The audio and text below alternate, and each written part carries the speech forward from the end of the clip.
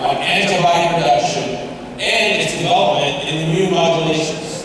Now, more recently, he has authored a book on the effects of inflammation and how it might be modified by transfer factor and antioxidants. Dr. Bennett's research on memory immunity provided some of the first observations of the unique cellular immune attributes of colostrum, which led to the recognition of colostral transfer factors. Please welcome Dr. Rick Bennett.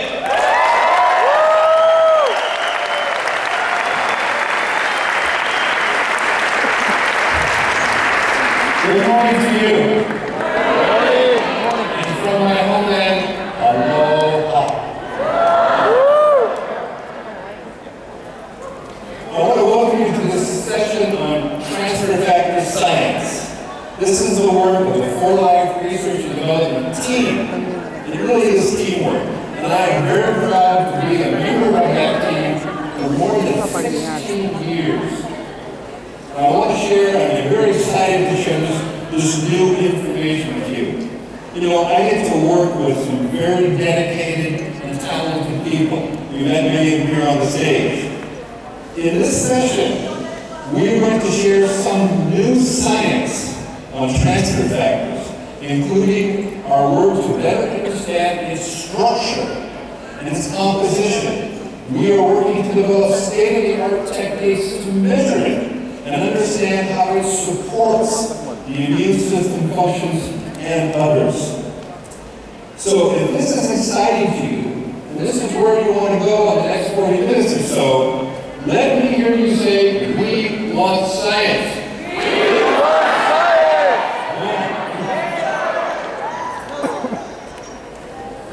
So that's fantastic. So let's go. Let's do some science.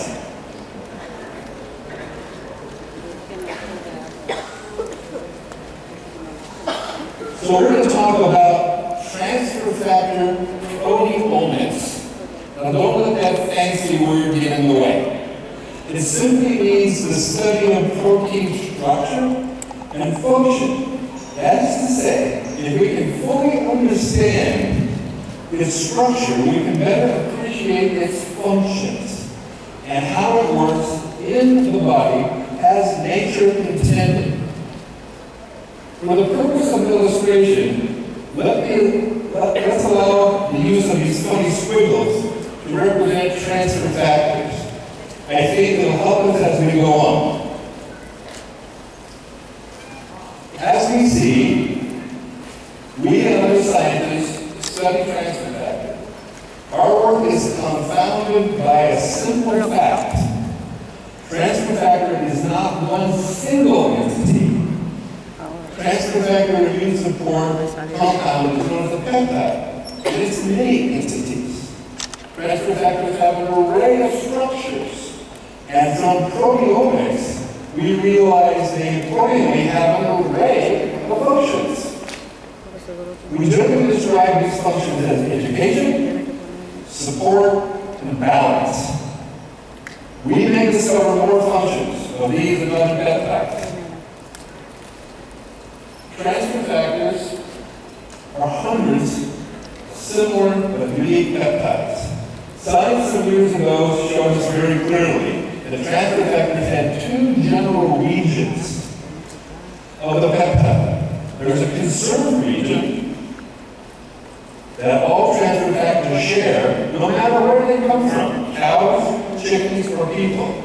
This is the part that attaches to the immune memory cell.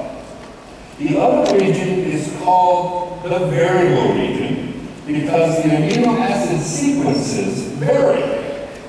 We will show that this is where the information or educational part of transfer factor lies. So you now know more about transfer factor proteomics than 99% of the people in the world. And this is science you can share. You want to learn some more?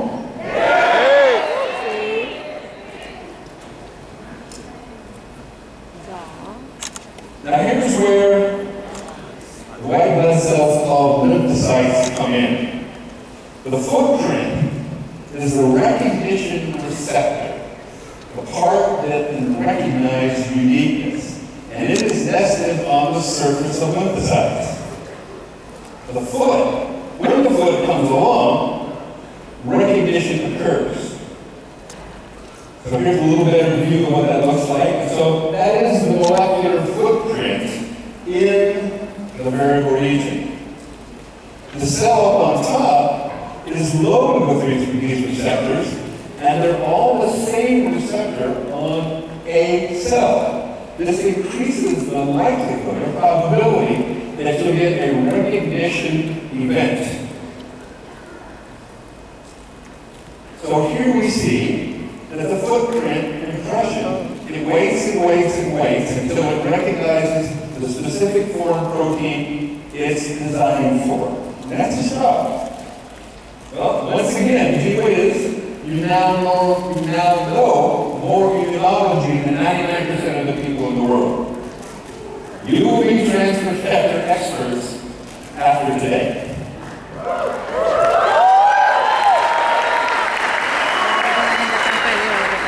So as you know, transfer factor comes from colostrum, and it also comes from the egg. And there's a huge mix of different transfer factors. This is really a good fact that enables transfer factor to recognize and respond for you. These are the main footprints dedicated to recognizing and responding to threats. This is the natural structure and function of all immune systems from fish to humans. However, it has made our extensive work in proteomics, it's made it difficult to identify and measure transfer factors. If transfer factors were all the same, it would be much simpler. Sequences like the peptide insulin, we would have figured it out a long time ago. Yet, here is how we tried in many ways, and it still came up uncertain. Don't despair, it's not all frustrating and complicated. So I would now like to introduce 4Life's research and development scientist, Anna Andersen, to tell you about this new line of research. So let's welcome Anna. Anna has been a member of the R&D team since January of this year. She received a bachelor's degree in chemistry in 2007 from Brigham Young University. After graduation, Anna entered the nutraceutical industry, where she worked for 9 years as an analytical chemist. Please welcome Anna Andersen.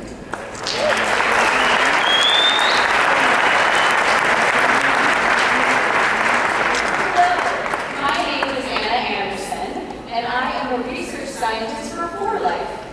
I'm excited today to be able to share with you all some of the fascinating science behind 4Life transfer factor. The more we understand transfer factors, the more we can use them to make life better for people around the world. We have a lot of information about transfer factors from white blood cells, from previous research found in the literature, but there isn't as much research about transfer factors from colostrum and egg yolk, and we don't know very much about the molecule itself. There are lots of theories floating around about what makes up transfer factor molecules, but the entire structure has never been characterized. We would like to know what those molecules are actually made of. Previously, we have run analyses on the colostrum filtrate from which we pull our 4Life transfer factor, but it was basically molecule soup. A mixture of every single type of molecule in the colostrum, peptides, proteins, sugar, other carbohydrates, and so much more. Each peak you see here represents at least one molecule, but it could be more than one. We tried to analyze it, but the scientific instruments gave us so much information that it was impossible to sort it all out. Chemistry is much easier and results are much clearer when you have pure chemicals to study. So we have decided to find a way to separate the transfer factors from the rest of the components of the colostrum to make a cleaner sample. In this example, you can see that for a cleaner sample, there is much less data to sort through.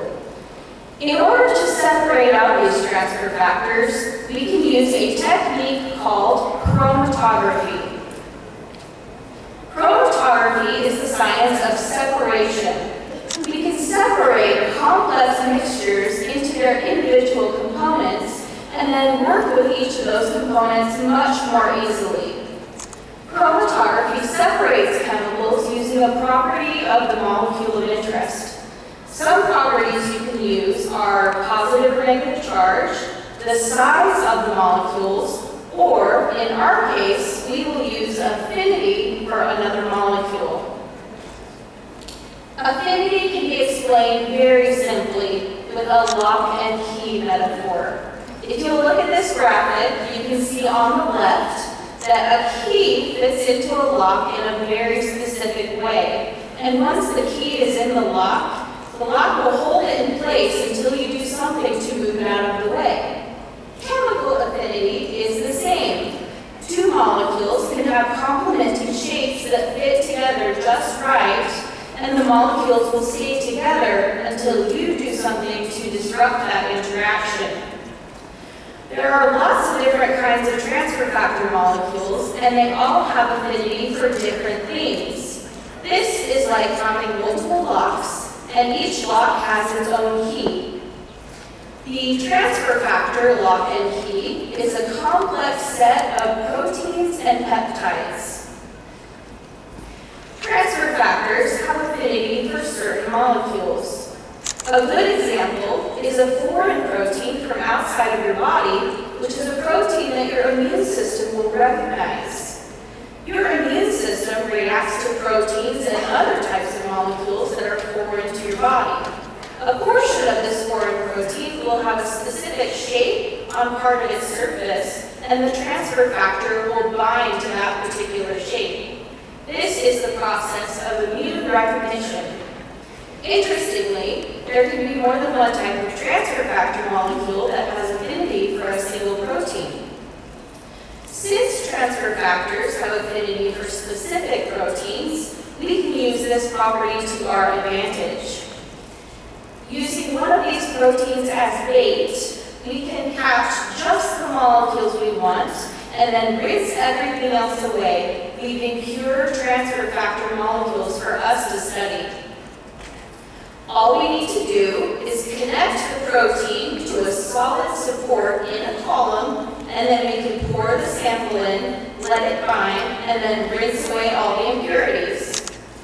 After we have used our bait to catch the transfer factors that are specific to the virus our protein comes from, we will use other types of chromatography to take a closer look. For just one example, we can use size exclusion chromatography to look at the size of the transfer factor molecules, and we can use other methods to measure their other properties. After we have isolated and purified the transfer factors, the next step will be to characterize the molecules. This means to deduce their chemical structure. So far, from previous research, we know that a portion of them consists of protein, which is made up of a long string of chemicals called amino acids, all bonded to each other in a row.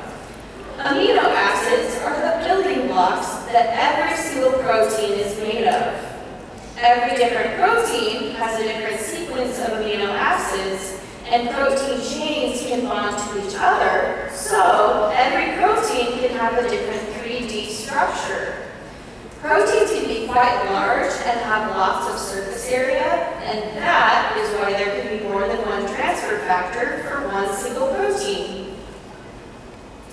There's an instrument called an LC-MS, which can help us determine which amino acids are in the transfer factors and in what order they are bonded. This is called sequencing. The instrument does this by breaking up the transfer factor molecules into smaller pieces and measuring their mass. Since every amino acid has a different mass, we can put together the puzzle pieces of information we get from the instrument and figure out the sequence. Once we complete this task with one protein, we can try it with many other proteins from different sources to get a more complete picture. Right now, we're doing all of this experimental work with the filtrate we collect from cow colostrum, but 4Life also harvests transfer factors from egg yolks. In the future, we will be trying this whole affinity chromatography process with the egg yolks as well. After we have completed this process, we can begin to answer questions, such as, are there similar protein sequences in different transfer factor molecules?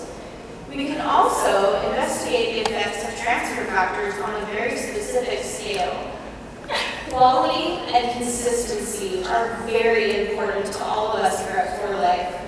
The more research we do with transfer factor, the better we can verify its consistency in our products. And in the future, this research could possibly answer many other questions we haven't even thought of yet. Thank you for joining me for a little bit of the wonderful science behind 4Life transfer factor, and thank you for joining